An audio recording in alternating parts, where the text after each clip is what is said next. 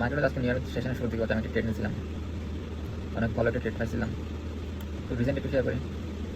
Market হচ্ছে new York London session হচ্ছে high trade করে হচ্ছে মার্কেট উপরে দিয়ে গেছে। তো এই জায়গায় একটা স্ট্যান্ডার্ড রেসিং লেভেল ছিল, তো এই জায়গায় একটা ব্রেকআউট দিয়ে দিয়েছে এই লেভেলটাকে। তো একটা ব্রেকআউট দেওয়ার পর হচ্ছে মার্কেট যখন ডাউন টেনে যখন শিফট হয়েছে, এই জায়গা হচ্ছে আমি একটা ক্যান্ডেলের কনফার্মেশন পাইছিলাম এই জায়গায়। এই জায়গায় ডাউন টেনে শিফট হওয়ার পর হচ্ছে মার্কেট যখন এই জায়গায় ক্লোজ দিচ্ছে, আমি হচ্ছে এই জায়গাটা এন্ট্রি নিয়েছিলাম। একটু ফুলব্যাক দেওয়ার পর আমি এই জায়গায় এন্ট্রি নিয়েছিলাম। তখন কিন্তু মার্কেট কিন্তু ডাউন টেনে শিফট হয়ে গেছে অলরেডি।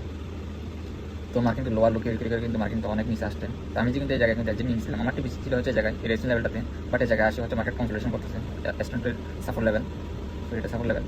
তো আমি হচ্ছে এই জায়গা হচ্ছে একদিন নিয়ে নিয়েছিলাম এই জায়গায় একদম টপ লেভেলে। তো প্রায় $60 মতো আমার প্রফিটই ছিল এই ট্রেডটাতে।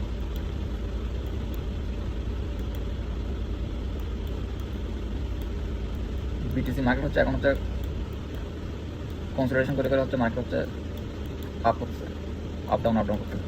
এক জায়গা হচ্ছে মার্কেট হচ্ছে জায়গা হচ্ছে দেখলে 1 আওয়ার টাইম যদি দেখি মানুষ মার্কেট কী পরিমাণ হচ্ছে চোখ হয়ে গেছে।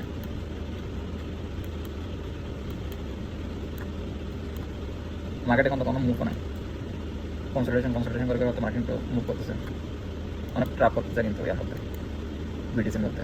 আর হচ্ছে স্যাটারডে সানডে হচ্ছে মার্কেট অফ থাকে, ফরেক্স এন্ড কমিউনিটি সব মার্কেট অফ থাকে। বিটিসি এর মধ্যে তেমন একটা ভলিডিটি থাকে না ক্রিপ্টোর মধ্যে তখন স্যাটারডে সানডে।